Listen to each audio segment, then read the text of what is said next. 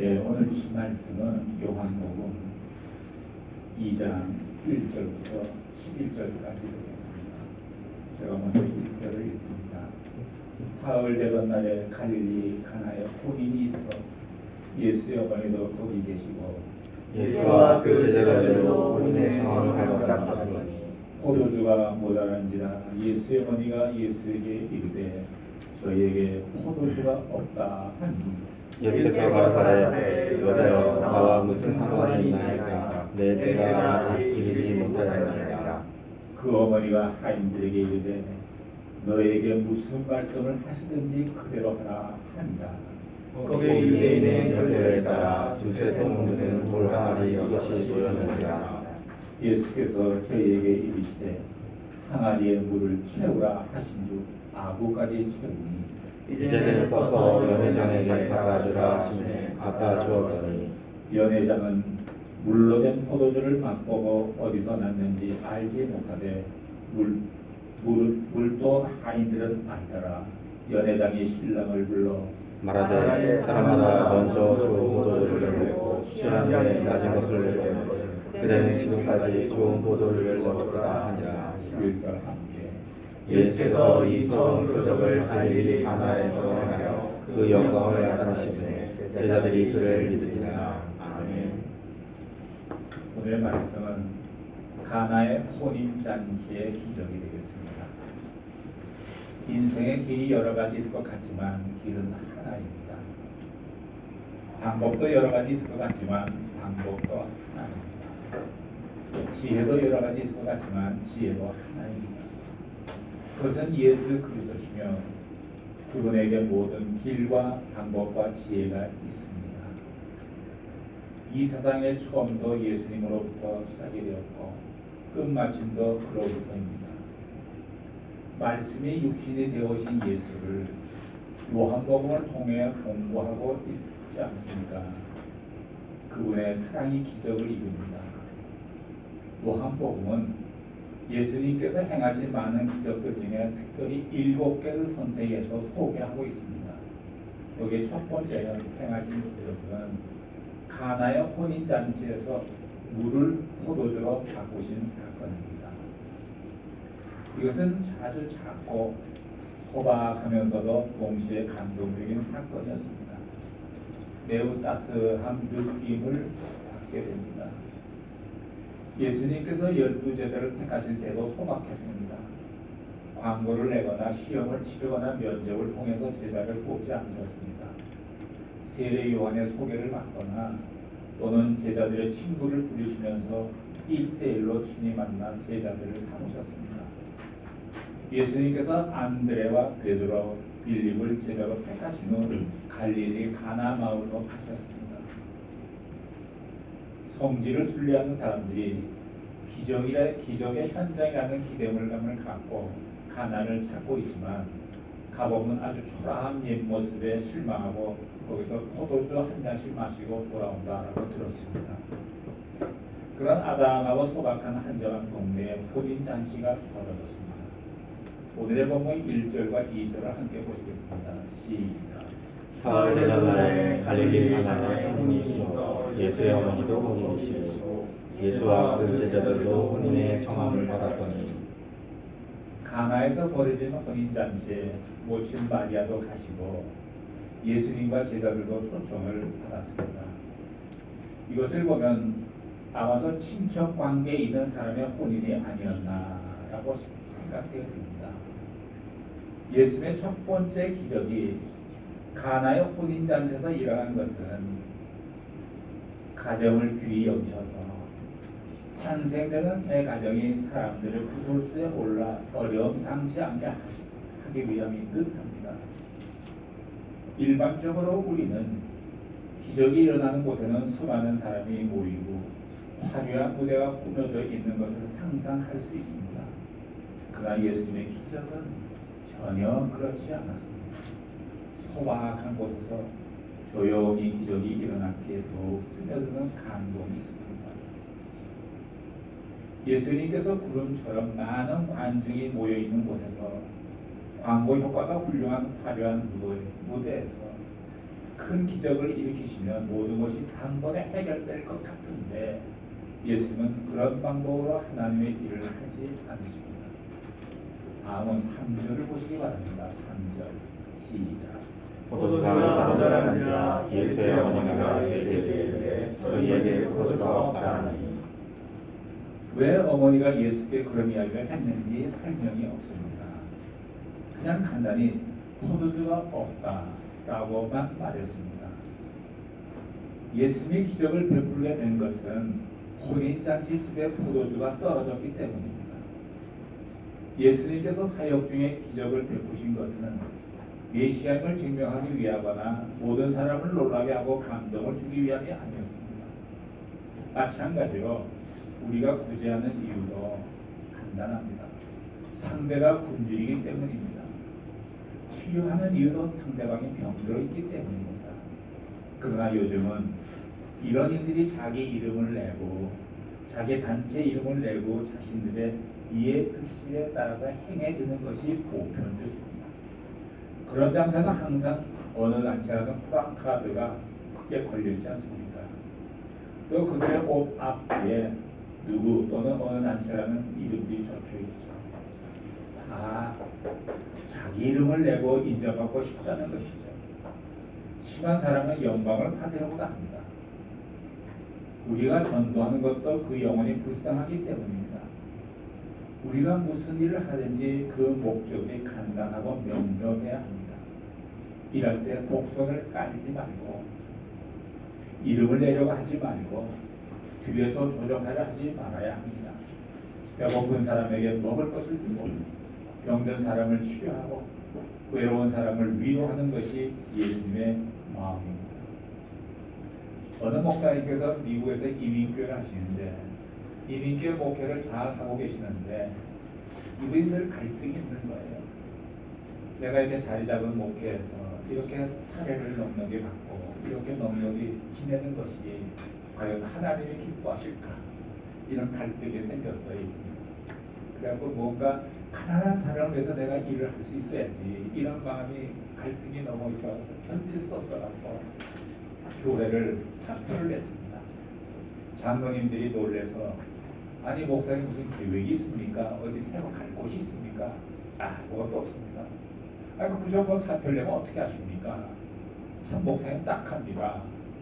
근데 이 사람은 안정된 자리지만 이 갈등이 있는 거예요. 뭔가 불쌍한 사람 위해서 내가 뭘 할 수 있어야지 예수님을 닮아가는 삶이 아닐까. 결국 이분이 사표를 던지고 나오게 됐습니다. 그래서 이분이 한국에 나왔어요. 가난한 사람들을 도우려고. 이 사람이 가난한 사람을 돕는데 어떤 방법을 해줘가 이거 갖고 또 많이 고민하고 기도하고 그랬는데 어느 계기로 그래 김치찌개 식당을 하자. 그래서 한 그릇에 3,000원 하는 김치찌개 식당을 이 사람이 시작을 했습니다. 왜 3,000원이냐 이렇게 물었더니 2,000원 받으면 괜찮겠는데 그러면 사 먹는 사람들이 좀 프라이드가 상할 것 같아서 한 3,000원 정도가 적당할 것 같아서 3,000원을 해더라고. 3,000원 갖고 이게 되지가 않죠. 그래서 자기가 하나님께 기도를 했답니다. 김치찌개를 맛있게 끓일 수 있는 레시피를 주십시오. 그래서 하나님께서 레시피를 받아갖고 아마 또 뭔가 그 달에 그 비밀이 있는가 봐요. 달에 비밀이 있나 봐요. 이제 김치찌개를 3,000원짜리를 제공하는데 적자가 안 나느냐. 그 주변 교회에 있는 분들이 그 소식을 알고 와서 김치도 담아주고 자원봉사해주고 어떤 분은 쌀도 보내주고 그래서 적자가 안 난답니다. 그래서 제가 그 얘기를 들으면서 또 어느 날은 저녁에 청년들을 모아놓고 성경 공부를 한대요. 그걸 보니까 영과 영혼과 육을 동시에 살리는 일을 하고 있으니 얼마나 귀한가 이런 생각이 들었어요. 제가 좀 나이가 젊으면 후쿠오카 대학 근처에 가서 김치찌개집을 한번 만들면 어떨까 하는 생각을 해보게 됐습니다. 근데 이제 옛날 얘기죠. 할 수 없죠. 예수님께서 첫 기적을 일으키신 데 중요한 역할을 한 사람은 육신의 어머니 마리아였습니다. 모두가 먹고 마시고 즐기더라고 하는데 그 어느 누구도 포도주가 떨어진 사실을 모르고 있었습니다. 그런데 마리아는 섬세한 감각을 갖고 있는 사람이었습니다. 두루두루 살피는 안목이 있는 사람입니다. 이런 사람이 우리 주변에 있으면 우리 행복해집니다. 우리가 살아가는데 인간관계에 있어서 이런 영적으로 섬세한 감각이 있어야 남을 세심하게 배려할 수 있습니다. 자녀들의 문제가 무엇인가, 그 해결책은 무엇인지 깨달아야 합니다. 우리가 누구를 만나든지 어떻게 하는 것이 그 사람에게 최선의 배려가 될까를 생각하면서 접근하셔야 합니다.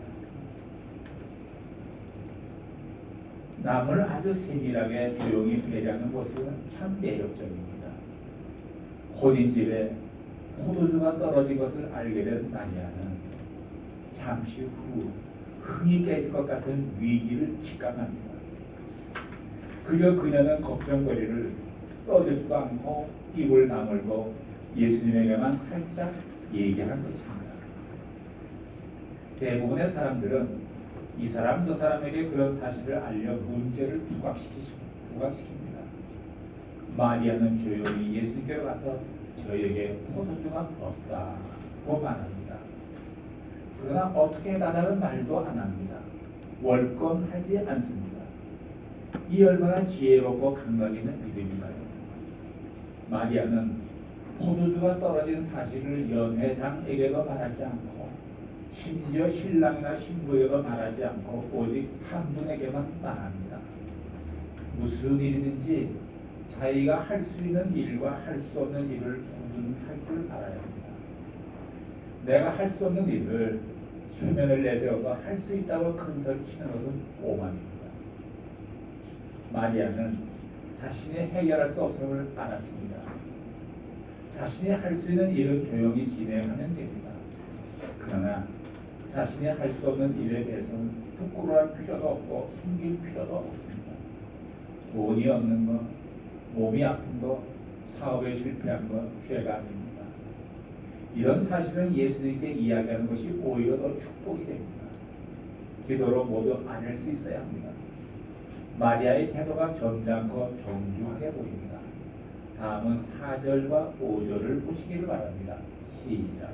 예수께서 가라사대 여자여 나와 무슨 상관이 있나이까 내가 아직 이르지 못하였나이다.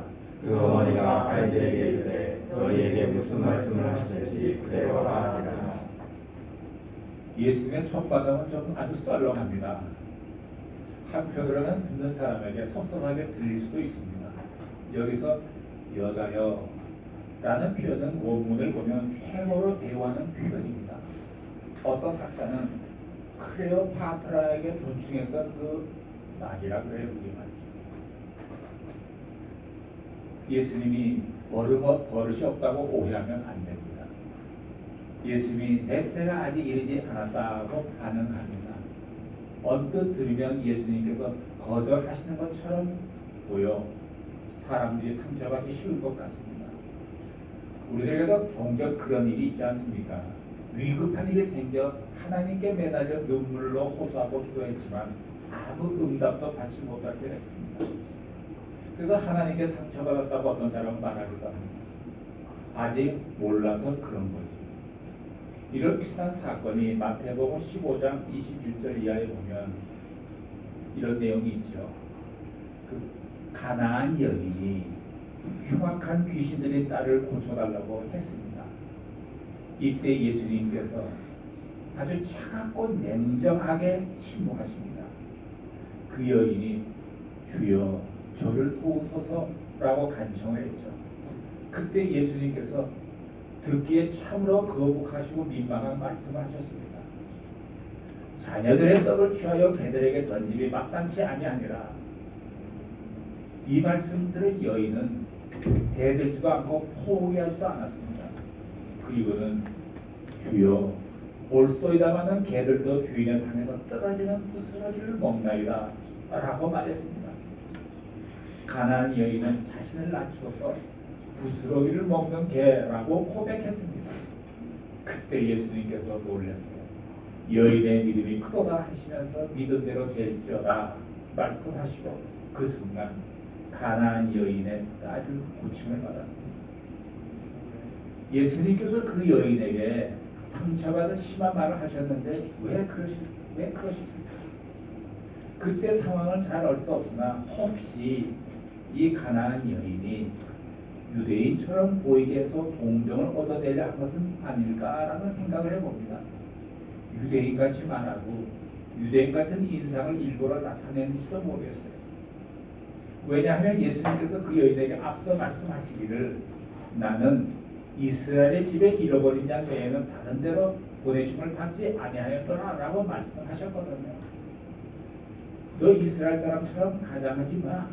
이런 뉘앙스가 혹시 들어있는 것 아닌가 하는 생각이 들어요. 예수님을 적당히 속일 수가 없죠. 이 여인이 회개하는 마음으로 자신은 주인의 산에서 떨어지는 부스러기를 먹는 개입니다 라고 고백한 것 같습니다. 한없이 낮아졌을 때 예수님을 만난 것이죠. 그 가나안 여인의 믿음이 생겼고 그 믿음을 보시고 예수님께서 그의 딸을 고쳐주셨습니다. 소경, 안전병이, 중풍병자, 또 백부장 등의 믿음을 보시고 그들의 믿음대로 기적을 베풀어 주셨습니다. 여기에 기적과 믿음이 상관관계가 있음을 알 수 있습니다. 예수님이 어머니 마리아에게 여자여 나와 무슨 상관이 있나이까? 라는 말씀에서 이 상관은 믿음을 뜻합니다. 즉 하나님과의 개인적인 관계를 말하는 것입니다. 육신의 어머니 마리아가 포도주가 떨어졌다고 말했는데 마리아가 예수님께서 포도주를 만들어 주실 것이라는 믿음을 갖고 있느냐라는 것입니다. 예수님께서 먼저 마리아의 믿음을 확인하시는 것입니다. 그리고 나서 내 때가 아직 이르지 못했나이다 라는 말씀은 예수님께서 생각하시는 때와 마리아가 생각하는 때가 다르다는 것입니다. 하나님께서 기적을 행하실 때가 따로 있는 것입니다. 예수님께서 혼인잔치 집에 포도주가 떨어진 사실에 관심이 없어서 문제가 발생한 것이 아닙니다. 오히려 우리에게 문제가 있습니다. 때로는 우리는 내가 바뀌는 것이 아니고 예수님께서 좀 바꿔주셨으면 하는 바람을 갖고 있기도 합니다. 우리가 급한 일을 당해서 예수님을 찾아왔는데 어떻게 예수님이 그렇게 무관심하시냐고 섭섭해하지도 하지 않습니까? 이런 경향이 있지 않습니까? 병에 걸리면 우리는 고쳐달라고만 떼를 씁니다. 그러나 하나님께서는 질병은 다음 문제야. 중요한 것은 나와 너의 관계가 무엇이냐라는 것이다. 즉 나와 무슨 상관이냐라는 것이죠. 기적이란 내용의 문제가 아니라 하나님과의 관계의 문제입니다. 하나님과의 관계가 좋으면 언제나 문제 해결의 길이 열려 있습니다. 어느 날 아침에 일어나 보니까 목이 아파요. 어떤 다리에 쥐가 날 때도 있습니다. 나이가 들다 보면 또 어떤 때 귀가 좀 이상해요. 비행기 타면 거의 귀가 열렸다 닫혔다 하지 않습니까? 높이려다가 그런 현상이 생기는 거예요. 이럴 때마다 저는 아픈 곳에 손을 즉시 대고 성령님 치유해 주세요. 여기가 좀 이상해요. 고쳐주세요. 예수님의 이름으로 기도합니다. 아멘. 그러면 금방 치유해요.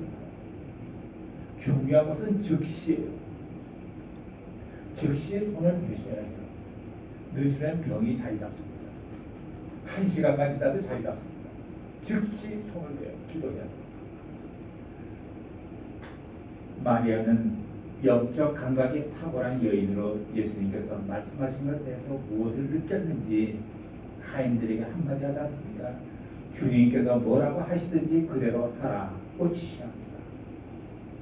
마리아는 문제의 핵심을 알고 있었습니다. 우리의 영적 감각은 어떻습니까?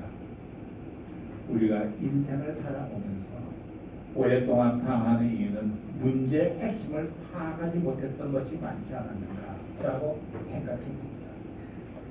문제의 핵심은 하나님과의 개인적인 관계입니다. 항상 골방에서 하나님께 기도하며 사랑을 고백하는 하나님과의 그 로망스 관계를 갖는 것이 그 무엇보다 중요합니다. 이런 관계는 하나님이 나를 아시고 내가 하나님을 더 깊이 아는 관계예요. 여러분의 인생에 하나님과 이런 아름다운 로망스 관계가 되시기를 바랍니다. 그러나 인간은 하나님과 신실한 관계는 염두에 두지 않냐고 자기의 문제만을 해결해 달라고 고치지 않습니까? 일관하고 있습니다. 항상 먼저 해야 될 선이 있고 그 다음에 해야 할 후가 있습니다. 선과 후가 있다는 것입니다. 믿음 생활의 이 선후의 순서가 굉장히 중요합니다. 하나님과의 관계, 즉 믿음이 선이고 나의 부탁은 그 다음이어야 한다는 순서지요. 우리는 보통 먼저 해야 할 것을 무시하고 내 생각, 내 주장만 열심히 고집합니다. 그 고집이 다 꺾일 때까지 하나님의 훈련은 계속됩니다. 사람들이 이것을 징계라고 말하는데 고통의 내용은 같지만 징계가 아니고 하나님은 우리를 단련시키십니다. 그 순서대로입니다. 여기서 지혜로운 자와 미련한 자가 갈립니다.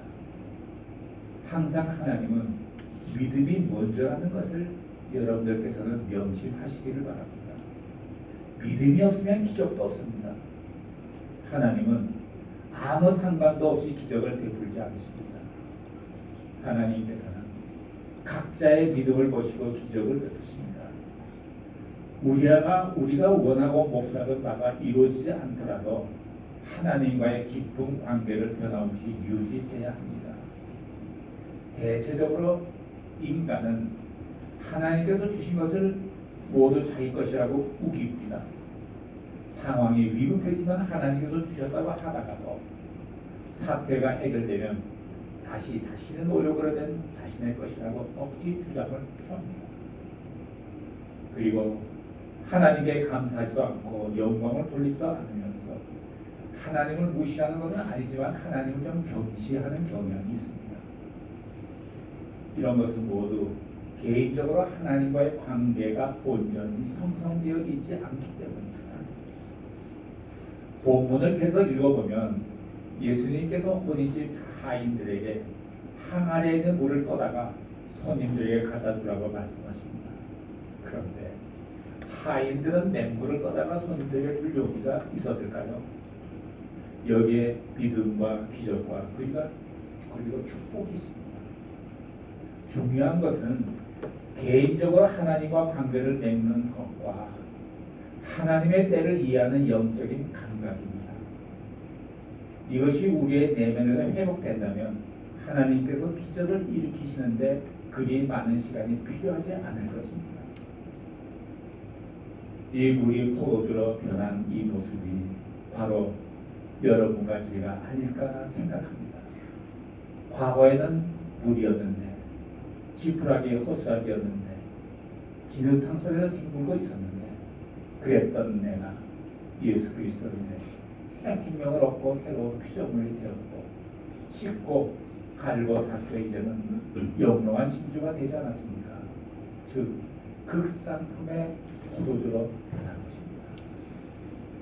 우리 포도주로 변한 것처럼 우리 모두가 주님 안에서 새 생명을 누리는 빛나는 영롱한 진주가 되시기를 예수님의 이름으로 축복합니다.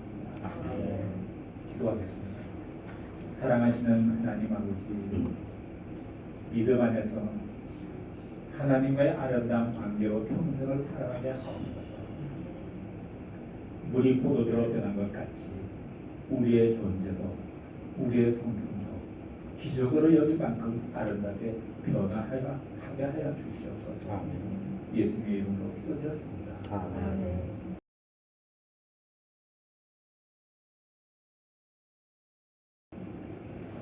今日の日本語のメッセージはイエス・キリストの血潮の福音です。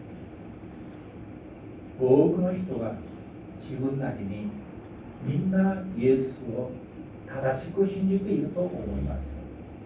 教会に通い聖書の知識があればそれを信仰だと錯覚したりします。新約聖書のローマ書は本当に正しく信じるのが何か、救われた者はどう生きるべきか教えてくださいます。この2つの質問に皆さんはどう思いますか？私たちも自分を理解するとき、私は誰なのか、神は私をどう思われるのかという認識があるべきです。使徒パウロは福音を粘り強く伝えたものです。福音は何でしょう？私の罪を洗うのはイエス様の血潮のみということです。一言で言うと、福音はイエス様の血です。私たちが救われるためには、最優先は私は罪人ということを知らなければなりません。その罪を解決するためには、必ずイエス様の十字架の血潮に注がれる必要があります。イエスの血に注がれるとき、私の罪とその義が完全になくなります。イエス様の血が流された十字架の出来事は2000年前のことですのに、いまだにそれが有効になりますか？これについて教会の多くの人がはっきり答えられません。信仰生活しながら必ず分からなければならないことです。ヘブル書10章12節にはこの言葉があります。クリストは罪のため一つの永遠の生贄を捧げて後、神の右の座につき、一つの永遠の生贄というのは、今私が罪を犯して、また私の罪のためイエス様がまた十字架に追う必要がないという意味であります。生贄は血が流されることです。永遠というのは時間的に私の過去、現在、未来の時間がイエス様にとっては同じ時間帯になります。ですから2000年経って今でも変わらずイエス様の血潮が流れているということを、霊的意識を常に持つ必要があります。霊的で見ると、私は常にイエス様の血潮に注がれています。イエスを信じるというのは、イエス様が十字架で行われた全てのことを信じることです。いつもイエス様の絶えず流される血に注がれ、私たちは罪人から義人になったことです。神は私の罪を覚えておられません。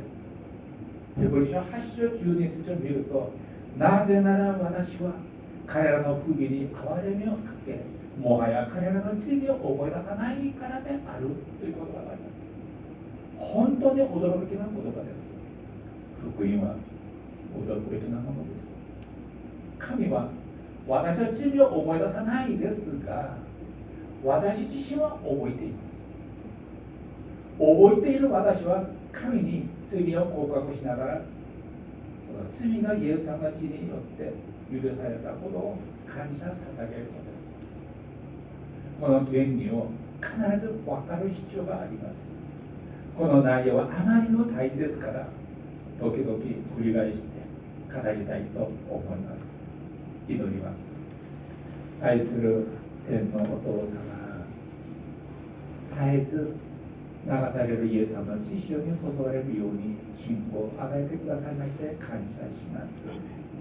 これが私たちが霊的共感するように聖霊様助けてください。感謝します。イエス様の皆によって祈ります。賛美歌410